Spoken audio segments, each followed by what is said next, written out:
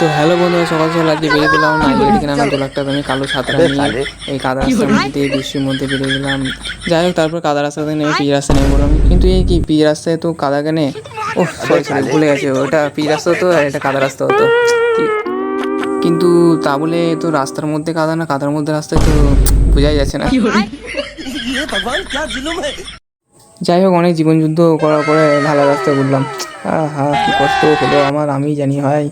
রাস্তায় যেতে যেতে কি বাবা এক কাণ্ড দেখলাম, দেখছি প্যান্ডেলের ভেতরে সব হাঁসেদের বিয়ে বাড়ি ছিল আজকে। ওরা সব খাওয়ার জন্য রেডি ছিল। ও বাবা, আজকাল হাঁসেদের বিয়ে বাড়ি, তুই কি হাঁসেদের বিয়ে বাড়িতে না বলায় বিড়াল এনে খুব দম ইটের উপরে বসিয়েছিল।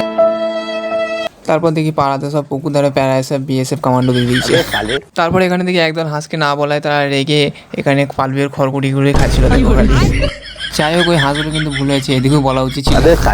তারপর ওখান থেকে ডাইরেক্ট চলে এলাম ক্লাবে। বাবা, কি ক্লাবে এসে একটু নিচের দিকে তাকাতে দেখি জল। বাবা, এত জলের মধ্যে ক্লাব না ক্লাবের মধ্যে জল, তো বোঝা মুশকিল হয়ে যাচ্ছে বন্ধু। তো যাই হোক, tata bye bye good bye.